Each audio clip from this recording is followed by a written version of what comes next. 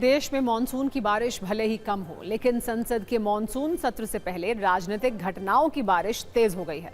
ये बारिश इतनी तेज है कि आने वाले दिनों में कई राजनीतिक दलों का मेकअप पूरी तरह धुलने की संभावना है। ऐसा इसलिए क्योंकि अब तक जो राजनीतिक दल सरकार के परिसीमन बिल का विरोध कर रहे थे, वो अब धीरे धीरे पिघलने लगे हैं। पिघलने के ये संकेत एनसीपी शरद पवार गुट से आए हैं। एनसीपी शरद गुट की सांसद और उनकी पुत्री सुप्रिया सुले ने कहा है कि यदि 50% सीटें बढ़ाने की शर्त लागू की जाती है तो हम समर्थन करने पर विचार करेंगे। सुप्रिया सुले का यह बयान सत्ता पक्ष को तो पसंद आ रहा है, लेकिन सुप्रिया सुले के विपक्षी साथी इससे खुश नहीं हैं। कांग्रेस नेता नाना पटोले ने कहा है कि विपक्षी पार्टियों को इसका समर्थन नहीं करना चाहिए, जबकि शिवसेना यूबीटी भी इससे खुश नहीं है। हालांकि एकनाथ शिंदे सुप्रिया सुले के फैसले की तारीफ कर रहे हैं। वो ये कह रहे हैं कि जो दल इसका विरोध करेंगे उनकी हालत टीएमसी जैसी होने वाली है।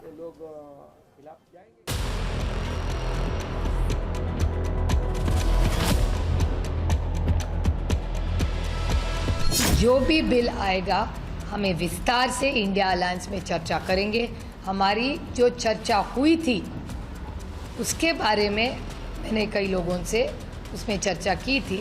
तब डीएमके हो, हम हो, सपा हो, 50% के बारे में हम सोचेंगे, ऐसा हमने कहा था अभी जो सत्ता में है उनको, लेकिन वो बिल में नहीं आया, इसलिए वो बिल तो गिर गया। अच्छी बात है अगर उनको पता चला है कि इस बिल को हम विरोध करेंगे, डिलिमिटेशन को और महिला आरक्षण को, तो लोग खिलाफ जाएंगे और पश्चिम बंगाल की तरह हमारी परिस्थिति होगी। वो अगर करते हैं, समर्थन करते हैं तो बहुत अच्छी बात है, करना चाहिए समर्थन महिला आरक्षण को, डिलिमिटेशन को। अगर सरकार वापस वो बिल लाते हैं तो पूरा अपोजिशन इकट्ठा होकर उनको विरोध करेंगे। हमने जो उनको सूचनाएं की है, इस प्रकार से बिल में आप थोड़ा दुरुस्ती करो, अमेंडमेंट करो, लेकर आइए। अगर उस हमारी बात मानी जाती है तो हम उसके ऊपर चर्चा करेंगे।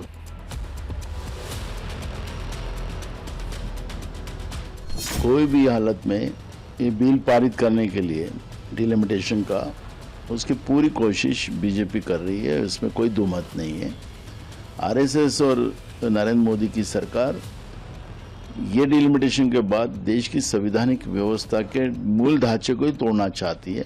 हमें विश्वास है कि डीएमके हो या उद्धव ठाकरे की सेना हो या शरद पवार जी हो, इनके इसमें नहीं जाएंगे। ये अपनी सुविधा के आधार पर, अपने सुविधा के अनुसार जाति और धार्मिक समीकरण जोड़ करके डिलिमिटेशन करेंगे तो उसे कैसे बर्दाश्त किया जाएगा। डिलिमिटेशन का मतलब है विधानसभा की या लोकसभा की सीमाएं एक दूसरे से मिलती हो और आधार वो बनाए, चाहे जनसंख्या बनाए या भौगोलिक में क्षेत्रफल बनाए, एक आधार बना करके पूरे देश में लागू करें, कोई इसका विरोध नहीं होगा। कांग्रेस और शिवसेना यूबीटी भले ही सुप्रिया सुले से सहमत ना हो, लेकिन सवाल यह है कि क्या सरकार फिर से परिसीमन बिल लाने वाली है? क्या सरकार इस पर जरूरी नंबर हासिल कर लेगी? ये सवाल इसलिए क्योंकि इसी वर्ष अप्रैल में संसद के विशेष सत्र के दौरान महिला आरक्षण और परिसीमन से जुड़ा संवैधानिक संशोधन विधेयक पेश किया गया था। तब विपक्ष ने इसे गिरा दिया था। बिल के पक्ष में 298 और विरोध में 230 वोट पड़े। सदन में उस समय 528 सांसद मौजूद थे, जबकि विधेयक पारित करने के लिए 352 वोट जरूरी थे। सरकार 54 वोटों से बहुमत हासिल करने से चूक गई और विधेयक गिर गया। इसके बाद प्रधानमंत्री मोदी ने कहा था, हमारे पास नंबर नहीं थे, इसका मतलब ये नहीं कि हम हार गए, आगे और मौके आएंगे। प्रधानमंत्री के इस बयान को 2 महीने ही बीते हैं कि सरकार अब धीरे धीरे जरूरी नंबर के करीब पहुंच रही है। लोकसभा में एनडीए के पास 324 सांसद हैं, 2/3 बहुमत के लिए 360 वोट चाहिए, यानी सरकार के सामने 36 अतिरिक्त वोट जुटाने की चुनौती है। इसलिए सरकार की नजर विपक्ष के कई सांसदों पर है।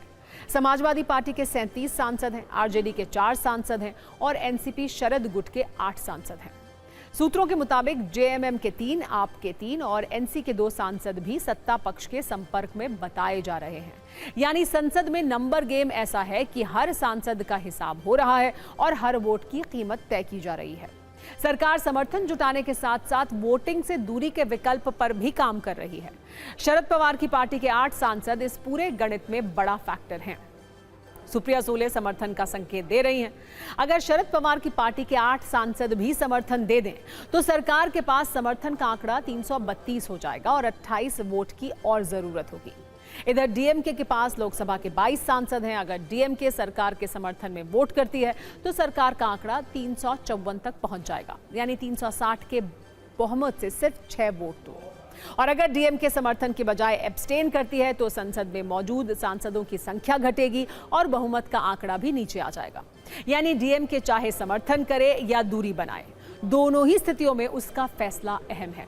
इसलिए यह कहा जा रहा है कि परिसीमन की चाबी अब भी डीएमके के हाथ में है। राज्यसभा में सरकार का नंबर गेम लोकसभा के मुकाबले आसान दिखाई दे रहा है। राज्यसभा में सरकार को 2/3 बहुमत के लिए 164 सदस्यों के समर्थन की जरूरत है। सरकार के पास 155 सांसद हैं। बंगाल की 3 सीटों पर उपचुनाव के बाद सरकार की संख्या 158 हो गई। इसके बाद सरकार को 6 सांसदों का समर्थन मिल जाएगा या 12 सांसद गैर हाजिर रहे तो ये बिल पास हो सकता है। राज्यसभा में डीएमके के 8 सांसद हैं, यानी यहां भी डीएमके समर्थन करे या एब्सटेन करे तो सरकार का काम आसान हो सकता है। वैसे इन समीकरणों के अलावा कल महाराष्ट्र में एक बड़ी राजनीतिक मुलाकात हुई। एनसीपी एसपी के बड़े नेता और शरद पवार के करीबी जयंत पाटिल ने महाराष्ट्र के सीएम देवेंद्र फडणवीस से मुलाकात की। इसके बाद ये सवाल उठा कि क्या एनसीपी शरद गुट एनडीए में शामिल हो सकता है। सुप्रिया सुले ने आज मीडिया से बात करते हुए इस पर सफाई दी। उन्होंने कहा कि निजी मुलाकात का राजनीतिक मतलब नहीं निकाला जा सकता। उन्होंने ये भी कहा कि एनडीए में जाने का सवाल ही नहीं है।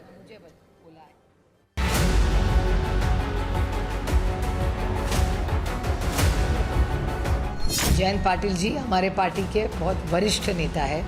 कल वो ऑफिशियली टाइम लेके माननीय मुख्यमंत्री जी को मिलने गए थे। ओपनली गए, गाड़ी से, और फ्रंट डोर से गए, फ्रंट डोर से वापस आए। एक बाकी माननीय मुख्यमंत्री जी के घर के ऑफिस में और कौन था, इसका जवाब मैं कैसे दे सकती हूँ। इसका जवाब सिर्फ माननीय मुख्यमंत्री जी से, उनका घर है, वो जिसको बुलाए ना बुलाए हमको कैसे पता हो। जयंतराव पाटिल कल रात को सीएम साहब से मिले हैं, वो अलग विषय है। उनका जो चुनाव क्षेत्र से एक जो नगराध्यक्ष है पब्लिक इलेक्टेड, उनको वहाँ के कलेक्टर ने डिस्क्वालीफाई किया है गैर कानूनी तरीके से। उस बारे में अपनी बात लेकर जयंतराव पाटिल कल रात को सीएम साहब से मिले हैं, ये मेरी जानकारी है और कुछ नहीं है। Our party is intact. We all are working under Mr. Sharad Pawar's leadership and we are very much together. सरकार मॉनसून सत्र में परिसीमन बिल को पास कराना चाहती है। इसके लिए आंकड़ों पर काम जारी है। सूत्रों के मुताबिक सरकार कई छोटे दलों से बैक चैनल से बात कर रही है। इसमें शरद पवार की पार्टी से लेकर जेएमएम, एनसी, डीएमके जैसी पार्टियां भी हैं। इसको लेकर लगातार बैकडोर मीटिंग्स भी हो रही हैं, जिससे जरूरी आंकड़े हासिल किए जा सकें।